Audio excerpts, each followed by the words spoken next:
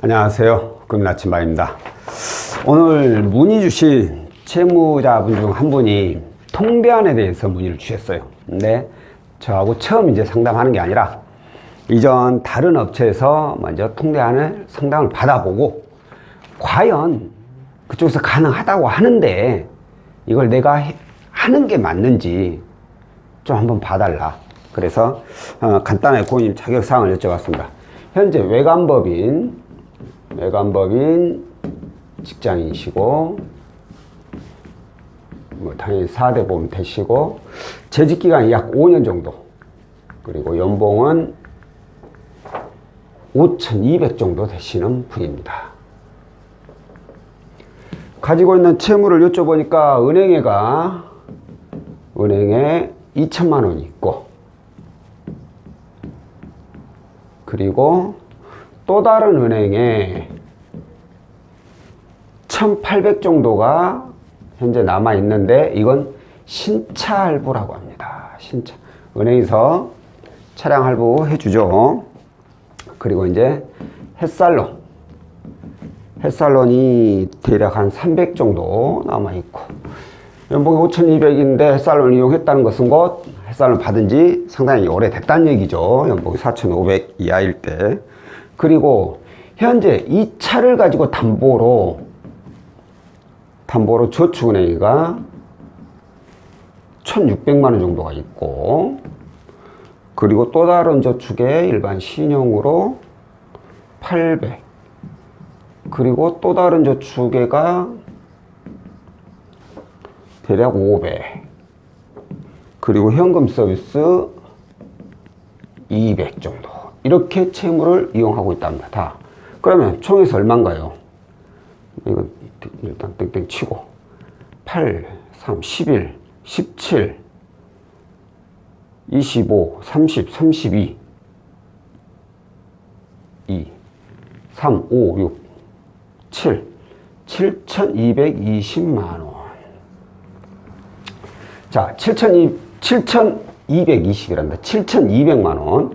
대략 7,200만 원 정도 이용하고 있고, 이번에 신용을 보면 나이스가 701점에 올 크레딧이 583점, 올 크레딧을 KCB라고도 부릅니다.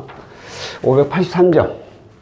연체 기록 없고 아무런 신용에는 문제가 없다 이거예요. 자, 그렇다면은 연봉이 5,200이고 부채가 7,200이에요. 연봉 대비 부채 비율이 150%가 채 안 되네요. 부채 비율이 낮아. 그러면 부채 비율이 낮으면 낮을수록 통대안을 하게 되면은 결과가 좋은 결과가 나올 확률이 높죠. 근데 이분은 저희가 통대안을 해서는 안 된다고 했습니다. 차라리 하려면 현재 이용 중 현금 서비스, 그리고 저축은행 차담보, 얘네들만 하나로 통합하는 채무 통합을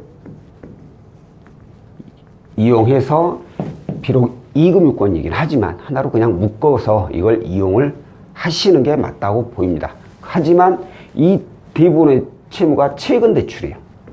최근 대출이 많이 발생하게 되면 부결날 확률이 높으니까 내년 3월 또는 4월쯤에나 신용관리 잘해서, 이보다 이제 신용점수를 더 많이 높여서 그때 연락을 달라고 하고 상담을 끝냈어요. 자, 그렇다면은 부채 비율도 안 높은데 왜 제가 통대안을 하면 안 된다고 했을까요? 그건 바로 이 저금리 비중이죠. 저금리 비중. 바로 이거. 자, 저금리가 하면 총에서 얼마입니까? 3,800, 4,100만 원이네요. 근데 햇살론은 또 2금융권이죠. 그러면 4천만 원도 채 안 돼. 근데 연봉이 5,200이야. 연봉 대비 그 저금리 비중이 100%도 안 돼요. 외관법인이고. 그러면 일단 봤을 때 이분은 소득 대비 저금리 비중이 높은 건 아니다 라고 볼 수가 있어요. 그죠? 자, 그럼 중요한 게 이거예요. 이걸 만약에 통대안을 진행을 했을 때 가령 이 채무가 하나도 없어. 하나도. 통장을 하게 되면 기존에 있는 거 싹 잃어버려야 되니까 하나도 없어. 그러면 가장 중요한 게 은행권. 은행에서 나올 수 있는 이 비중이 얼마나 되느냐. 이거 굉장히 중요합니다. 통대안 혹시 생각하신 분들 오늘 영상 굉장히 좀 주의 깊게 들으셔야 돼요. 왜? 저한테 문의 주신 분들 대부분이 저희 쪽에서는 안 돼요. 거의 대부분. 다른 뭐 연체라든가 이런 거 없다고 가정 없는 분들이 오로지 가지고 있는 대출 가지고 했을 때 저희한테 문의 주셔서 저희는 안 돼. 이거 해서는 안 됩니다. 라고 거절을 했는데 다른 데 가서 가능하다고 해서 했다가 결과가 마음에 안 들어서 저한테 이게 이렇게 나왔는데 이게 괜찮은 건가요? 어쩐가요? 이렇게 물어보셔요. 왜 근데 그렇게 나오는 건지 지금 설명을 드리는 거예요. 좀 잘 들으셔야 돼요. 혹시라도 통대안을 이용하고 싶으신 분들은. 자, 왜 안 되느냐? 통대안 했을 때 이후의 내용이 중요한 거예요. 연봉이 5,200이고 회사가 외감. 외감이라면 나쁘진 않아요. 아주 썩 좋은 거, 뭐 상장업체 그런 건 아니지만 그래도 한 중간 정도 예상할 수 있어요. 그 밑에 뭐 일반 법인 개인 사업자 있는데 이쪽은 좀 더 낮으니까 연봉보다 훨씬 더 적은 금액이 은행에서 나오겠죠. 그러니까 직군이라든가 이런 신용이라든가 이런 거에 따라서 은행에서 나올 수 있는 비중들이 조금씩 틀려요. 나오는 금액들이. 그러니까 무조건 동일하게 볼 수는 없지만 일단 이분 내용을 보자면 연봉이 5,200이면 외관법인 많이 나와봐야 5,000이라고 봅니다. 많이 나와봐야 5천만 원. 은행에서 나올 수 있는 비중이. 이것도 많이 나와봐야 알았어요. 당연히 운이 좋게 이보다 더 받을 수도 있어요. 근데 이건 알 수가 없는 거예요. 알 수가 없는데 어떻게? 더 나오면 땡큐고 안 나오면 그냥 만다? 이거잖아요. 근데 저희 입장에서 저희 눈으로 봤을 때 이번은 많이 나와요. 5천. 안 그러면 4천이 나올 수도 있어요. 회사가 외감이기 때문에 100% 나온다는 게 외감이 쉽진 않아요. 근데 잘 나오면 100%는 나온다는 거죠. 그러면 5천원 정도 잡을 수 있죠. 자, 그런데 은행만 해서 얼마예요?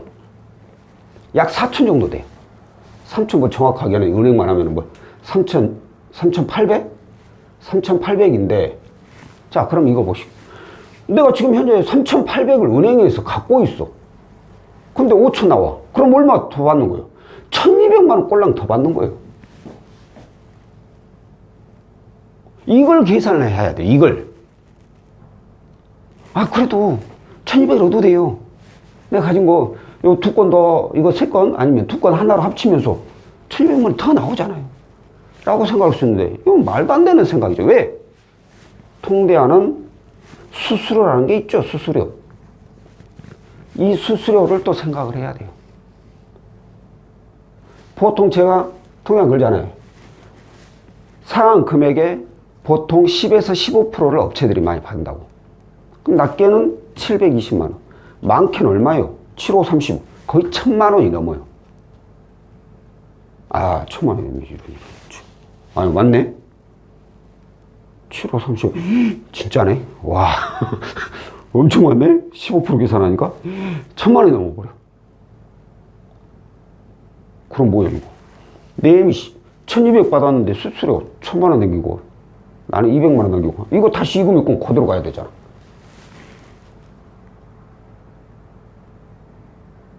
이거 뭔 짓이야 이게? 응? 이거 주고 나한테 내가 고작 저금리로 남긴 저금리로 대환한 금액은 고작 200밖에 안 돼. 200밖에. 해봤자 의미도 없고 이건 해봤자 손해라는 거예요. 뭐하게 하냐 이거죠. 예를 들어서 이런 분들도 있어요. 여기가 은행이 신차할부인데 은행이 아니라 캐피탈이신 분들 있잖아요. 우리 캐피탈 그 많이 이용하죠. 진짜 어느 정도까지냐면 학자금 그리고 신차할부인데 이게 캐피탈인 분들이 있어요. 학자금 연 2% 정도, 신차할부 연 4% 미만. 그죠? 지금 은행에서 대출 받으면 신용대출 받으면 대부분 이제는 4에서 8% 사이 나와요. 5% 이상 나오는 경우가 많아요. 금리가 올라가지고 5% 이상 많아. 그럼 뭐야? 내 인정을 차할부보다 차할부가 캐피탈 이금융권이 하지만 여기보다 이자가 더 높고 학자금은 말도 할 필요도 없죠. 2배, 3배 더 높아져 버려. 근데 이걸 다 상환해야 돼. 돈 몇 푼 더 은행으로 대환하기 위해서? 그럼 이자 지출로 따져봐봐. 뭐가 손해인지. 해서는 안 된다는 거죠. 그러니까 내가 현재 가지고 있는 은행의 저금리 비중이 얼마고, 내가 통대환을 했을 때 저금리로 받을 수 있는 이 대출, 이게 전체 대출 금액의 비중이 어느 정도 되고, 거기에 따른 수수료가 나한테 얼마나 되는지, 이걸 계산해 보면은 내가 통대환을 해도 되겠다, 아니면 하지 말아야 되겠다 라는 계산이 금방 서요. 그래서 이분은 해봤자 거기한테는 별 이익이 없어. 이거 해주면 나중에 욕만 먹어. 이제 우리는 이 개놈의 새끼, 사기꾼놈 새끼들 계산해 보니까 뭐 이자 뭐 많이 줄어든다더만, 이자 줄어드는 것도 별로 없고, 원금만 늘어났잖아. 이렇게 나와요, 결과. 그래서 저희는 안 해요.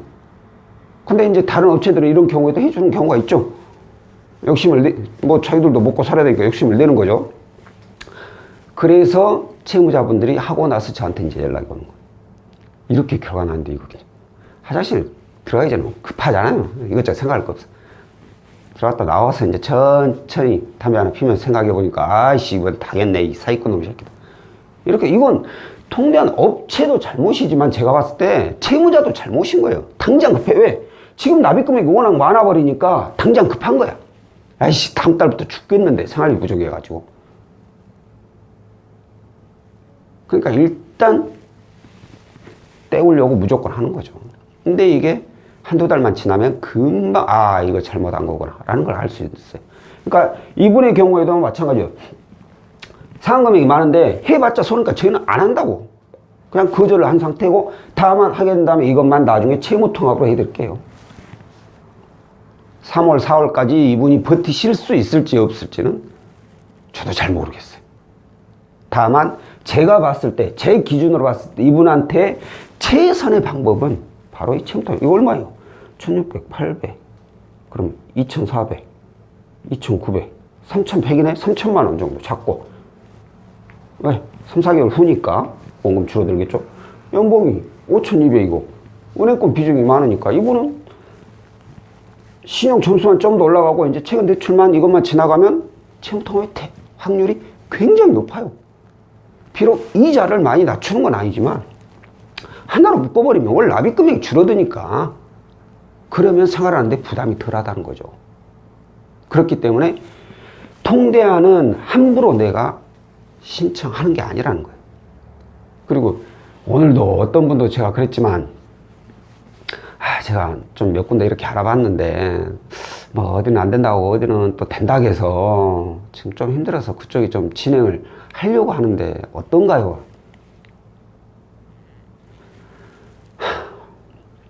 통대한 업체들이 가지고 있는 그 기준은 다 비슷합니다. 이 기준이라는 게, 그러니까 이 사람은 나중에 은행 저금리를 얼마까지 받을 수 있겠다라는 판단하는 기준이 다 비슷해요. 크게 차이 안 나요. 다만 이 영업사원들의 이 이걸로 말도 안 되는 금액을 제시를 하는 거죠. 그러고 나서 이제 나중에 계약서 쓸 때는 그 계약서 자서자, 그런 사람들이 이제 찐으로 얘기하는 거죠. 이렇게 은행에서 이만큼인데 그보다 적게 나올 수도 있고, 그렇게 되면 나머지는 다 이금융권, 거기서 안 나오면 대부까지 이용할 수가 있어요. 하지만 그런 건 나중에 저희가 신용이 좋아지면 다시 저금리로 대안할 수 있으면 해드릴게요. 신용이 좋아지면 해드릴게요. 이건 해준다는 얘기는 아니죠. 해줄 수도 있고 안 해줄 수도 있다는 거죠. 안 될 수도 있다는 얘기죠.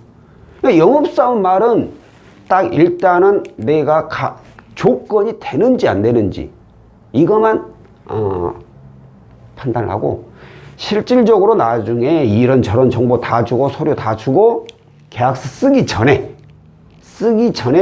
내뱉는 말을 정확히 들어야 돼요. 거기에 이제 답이 있어요. 내가 하고 난 후에 결과가 썩 좋지는 않을 수도 있겠다. 아니면 이 정도면 내가 원했던 결과다. 이렇게 나오거든요. 그러니까 반드시 하고 났을 때 통대환은 저금리 비중, 통장을 진행했을 때 저금리로 나올 수 있는 금액이 어디 갔어? 나올 수 있는 금액이 얼마나 되느냐, 이걸 잘 생각을 해보고 결정을 하시라는 겁니다. 자, 오늘은 통례안에 대해서 안내를 해드렸고요. 갑자기 생각이 안 나네. 통례안에 대해서 안내를 해드렸고요. 다음번에 또 다른 내용으로 찾아뵙도록 하겠습니다. 고맙습니다.